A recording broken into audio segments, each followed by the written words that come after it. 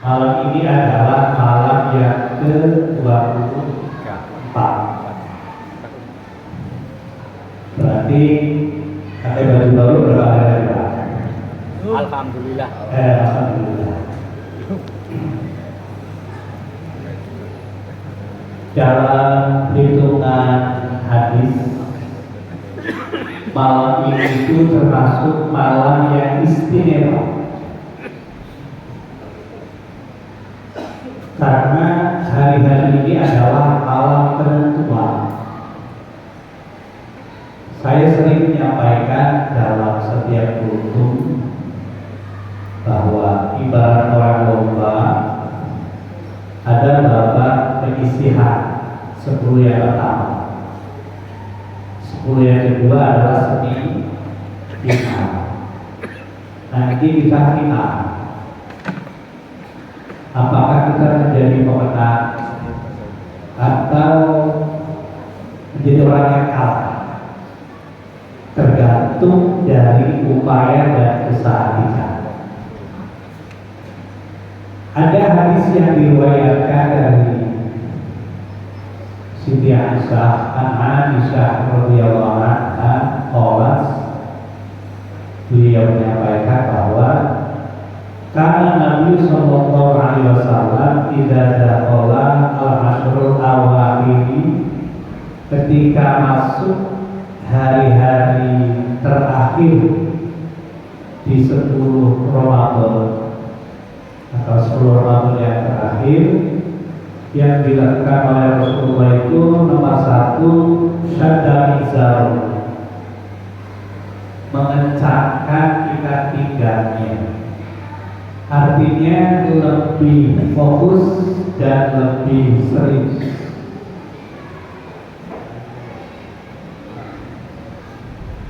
Lebih fokus dan lebih serius. Mengincangkan ikat pinggang itu artinya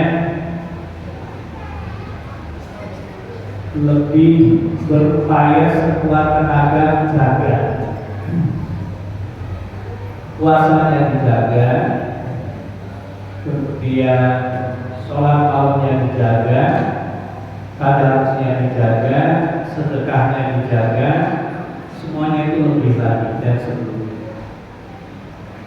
Makanya barangkali yang kemarin ada bohong, 10 yang terakhir itu upayakan jangan ada yang bolong tarawihnya. Kalau kemarin baca Qurannya belum full, 10 hari yang terakhir lebih kencang lagi. Kalau kemarin sedekahnya belum banyak, sekarang lebih banyak lagi. Kalau kemarin belum kasih orang buka puasa bersama, monggo harus punya target di 10 hari yang terakhir. Karena ibarat sekalian, kalau ibarat anak sekolah, puasa itu proses, outputnya, lulusannya adalah la'allakum tattaqun. La'allakum tattaqun itu outcome-nya kayak apa sih? Implementasinya seperti apa? Indikasinya bagaimana? Indikasinya adalah semakin banyak bersedekah, semakin banyak berbagi. Sedekah dengan infak itu beda. Kalau infak harus berupa materi, kalau sedekah tidak harus berupa materi. Sampai mengarahkan orang pulang kampung itu sedekah, mengarahkan yang tidak macet bagaimana, informasikan yang bagus bagaimana, itu sedekah juga. Tumitul ada antorik dalam bahasa hadisnya, menyingkirkan diri dari jalan, itu sedekah. Kalimat-kalimat yang bagus, kalimat-kalimat yang melegakan orang lain, kalimat yang menyenangkan orang lain, memberikan solusi pada orang lain, itu sedekah. Nah, ini saatnya di 10 hari terakhir yang dari final menentukan lulus atau enggak. Itu indikasinya, cirinya adalah banyak nyenengin orang, Yusriku nafisara wa doro dalam bahasa Qurannya. Kalau kemudian Rasulullah yang terakhir semakin pelit, semakin sayang berbagi, ya berarti setelah Ramadan juga ada berbeda. Karena besok tergantung kita hari ini, kan prosesnya dari 10 yang pertama. 10 yang pertama proses, 10 hari yang kedua masih proses, 10 ketiga di final, gambaran 1 dan 2. Adanya di sini, di 10 hari yang terakhir. Makanya monggo dihitung zakat malnya, ya Pak? Zakat malnya dihitung. Yang produktif dan yang berkembang. Kalau yang konsumtif tidak. Yang konsumtif itu sampai beli motor, beli sofa, beli TV, beli apa lagi? Beli yang lagi rame di kafe itu memang hias di dunia rumah apa kayak gitu. Nah itu namanya konsumtif, itu gak wajib dizakati. Tapi yang produktif itu dizakati. Kalau dihitung harganya berapa, galonnya berapa, ya kan? Semua namanya produktif, ya kan? 1 tahun dihitung. Nah, ada juga yang berkembang. Kita nyewa tempat apa tuh? Tempat servis mobil misalnya, tempat poles mobil misalnya. Tempatnya ada dizakati, tapi hasilnya dizakati namanya berkembang. Ada berkembang, ada produktif, ada konsumtif. Yang konsumtif tidak bisa, tapi yang produktif, yang terus menerus itu dizakati. Kalau yang berkembang tidak, pokoknya tidak, kayak sawah tuh. Sawah pokoknya sawahnya tidak, tapi hasil sawahnya, kontrakannya tidak, hasil kontrakannya itu dizakati, namanya harta berkembang. Tapi kalau jual beli itu produktif, semua dizakati. Nah inilah saatnya untuk menggambarkan hasil puasa kita. Apakah kemudian indikasinya bisa terlihat apa tidak di 10 hari yang terakhir? Kalau cicit baik, murid baru gandang, ya kan? Anak kecil pada main juga cicit baik, itu masalah, ya kan? Itu masalah. Perlu dikoreksi lagi puasa kita 23 hari yang terakhir. Ini yang pertama. Indikasi yang keduanya, pada detik-detik terakhir pada 10 hari terakhir ini, apakah kita masih tukang bertahan apa enggak? Masih baperan apa enggak? Kalau masih baperan, masih tukang bertahan, berarti pendidikan kesabarannya dipertanyakan. Karena puasa itu kan melatih kesabaran diri kita untuk ngomong hawa nafsu kita, ngomong keinginan-keinginan kita. Kalau kemudian ngomong yang ada dalam diri aja bisa, insya Allah untuk orang lain bisa. Tapi yang berlaku yang di dalam, yang berlaku yang ada di dalam diri kita, di luar lebih gampang. Lebih gampang. Analoginya begini kiasnya, awalnya.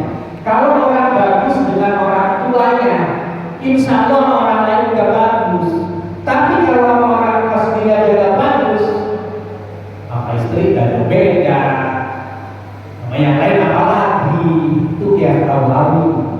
Terkait dengan kesabaran, kita mampu makan, mampu minum, tapi sabar gak makan, gak minum ketika puasa. Nah, gak ngomongin yang negatif, gak ngomongin orang, mampu, maka apalagi pada orang lain. Jadi tinggal kita sama-sama introspeksi diri, apakah hari ini masih ngambekan, masih baperan. Kalau dikit-dikit ngambek, dikit-dikit berantem, dikit-dikit gak akur, ini masalah. Kalau itu tetangga sayangnya begitu-begitu, itu yang orang juga sama, begitu-begitu juga. Dia tetangganya sampean, yang sampeannya yang bermasalah. Kan kita koreksi, ya kan? Yang depan disalahin, belakang disalahin, kanan disalahin, kiri disalahin,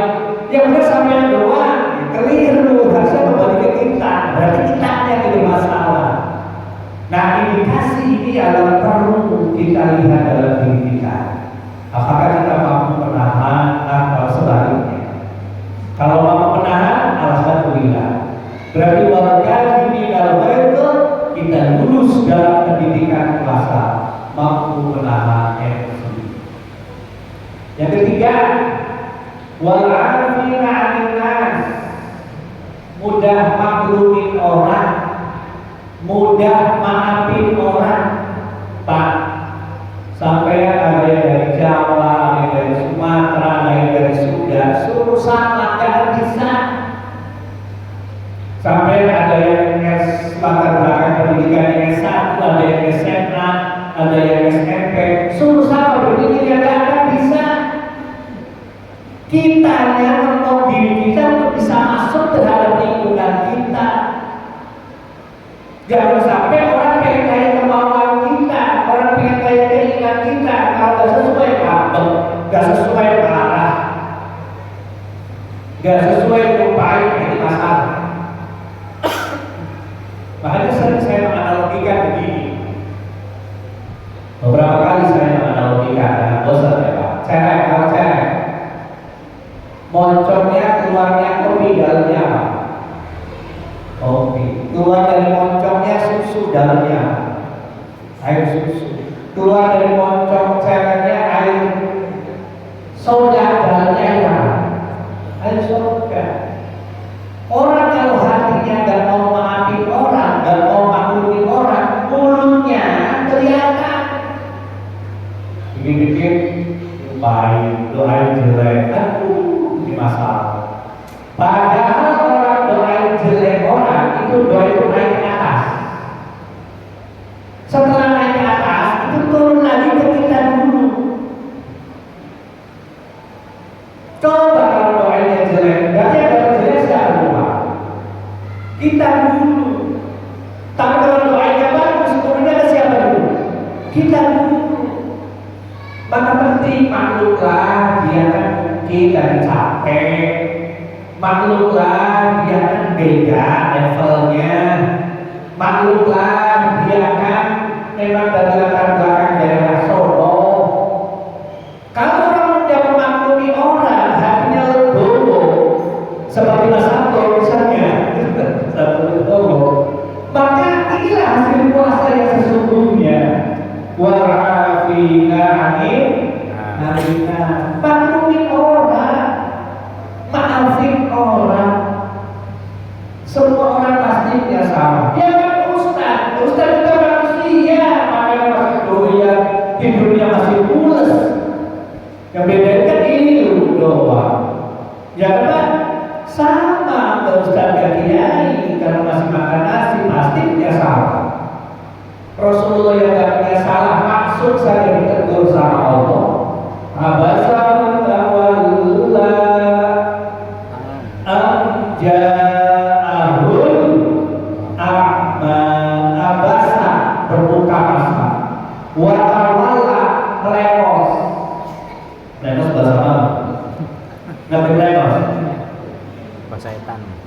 Lemos berbalik. Langsung ditegur sama Allah. Itu Rasul, apalagi kita. Maka kalau kita dikit-dikit gak mau maafin orang, ya siap-siap aja Allah juga gak mau maafin. Yang gak mau dimaafin oleh kita itu akun Allah, yang punya Allah, yang mana Allah. Kalau ada orang berbuat salah kita gak mau maafin, yang mana siapa mah? Allah. Allah yang marah. Kalau Allah yang marah gara-gara kita gak mau maafin orang, Allah pun gak mau maafin. Mau kita gak maafin Allah, gak enak banget, ya kan? Makanya yang penting kita minta maaf. Coba, yang penting minta maaf. Sekali belum, 2 kali. 2 kali belum, 3 kali. 3 kali belum, masih berani apa? Harus berani. Biarin lemos juga, salaman aja, coba. Salaman aja, urusan Allah biarin. Nanti Allah yang atur. Ada ceritanya dalam kitab Tafsir Kubir. Muhammad lagi khutbah,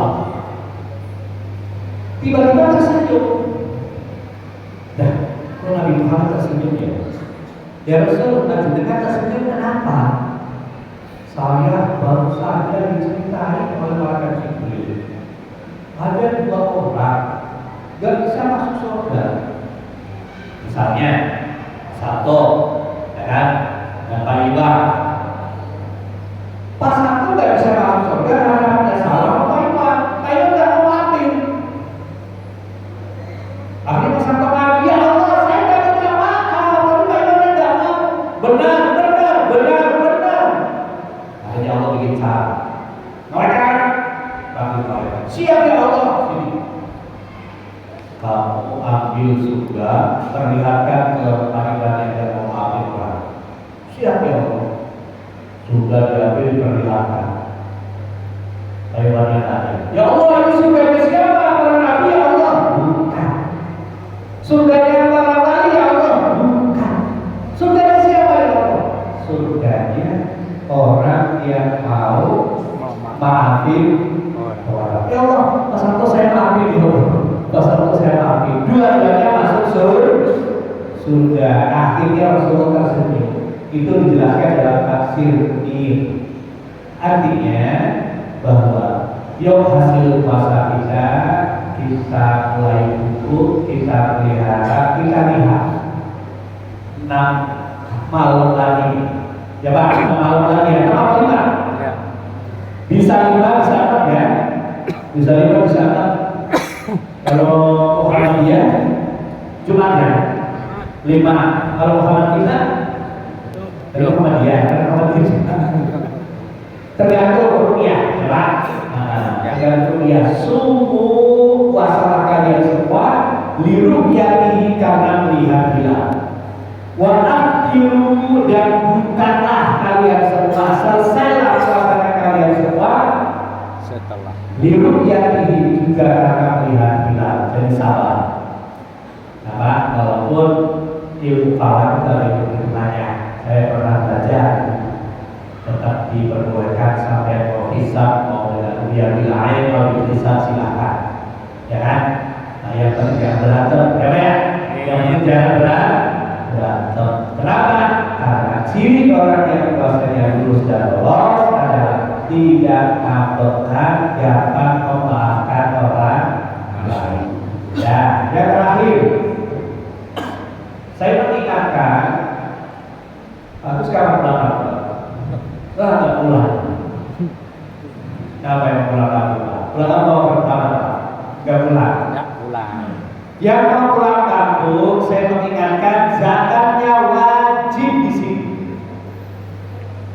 Ini takutnya nggak paham. Sampai lebih ibadah hidup di mana, maka disitulah kewajiban zakat. Ya Pak. Zakat itu kan wajibnya paling bagus. Zakat itu dikumpulin dari satu dari anak. Panitia yang tadi daripada ngasih masing-masing. Dulu di kampung ada kecemburuan antara ustaz dengan ustaz yang lain, antara mustahik dengan mustahik yang lain. Kenapa? Orang yang tidak punya bakat, ada yang kenapa? Kan tidak bagus akhirnya. Makanya panitia tolong diatur sedemikian rupa. Dahulukan asal fukor wal masakin wal asnaf yang lain. Ya kan, adil itu tidak harus sama. Yang janda anaknya 5 disamain dengan orang yang 1, dia tidak bisa. Yang keadilan harus ditegakkan walaupun tidak harus sama. Jadi zakatnya di Bekasi apa? Nanggung zakat itu tidak boleh kecuali terpaksa, itu tidak. Bagaimana kalau zakat mal? Upayakan daerah mana sampai perusahaannya, PT-nya sampai ada di mana, sekitar itu didahulukan. Kenapa? Karena mereka orang-orang yang ada di sekitar perusahaan kita itu kebagian baloknya, kebagian beceknya, kebagian tadi polusinya dan lain-lain. Jangan juga pulang kampung, ngambek dari rumah, ngambeknya karena nah itu diperhatikan ya. Zakat mal kalau kira-kira bukan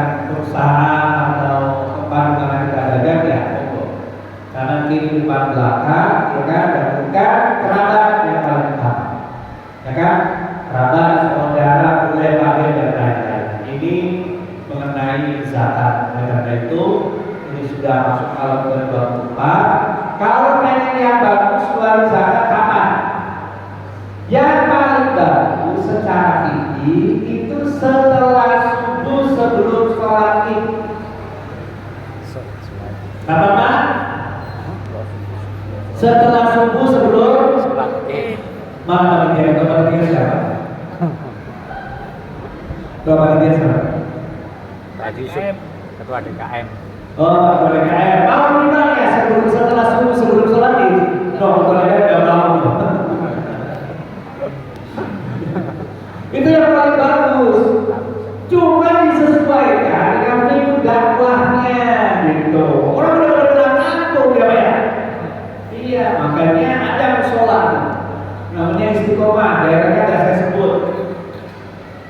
Baginya itu malam takbiran jam 12 baru keluar di pagi. Kami pada pulang kampung, kami miskin pada pulang, yang bagian pada pulang sampai subuh baru selesai. Masalah enggak? Masalah. Jadi ngaji fikih pun disesuaikan dengan situasi dan kondisi maksud saya. Ya kan? Bagaimana kalau bagiannya hari ini misalnya silahkan. Jadi jawab. Yang penting tepat sasaran. Ini jangan sampai kita sendiri lupa. Kecuali fidyah. Kalau teman-teman fidyah jangan dicampur sama zakat, beda mustahilnya ya. Maka ibu yang ada bayar fidyah, kalau bisa mulai hari ini dibayar. Jangan mungkin malam takbiran, jangan. Cari waktu-waktu yang terbaik apa? Ketika mereka pada berpuasa. Yang kedua yang paling bagus juga, kalau sampai pengen yang bagus, cari orang yang sholat, yang puasa, itu yang paling bagus. Jadi harta kita, zakat kita itu produktif jadinya. Awalnya konsumtif karena buat sholat, buat puasa, buat ibadah, jadi produktif. Pahalanya nanti, insya Allah. Yang terakhir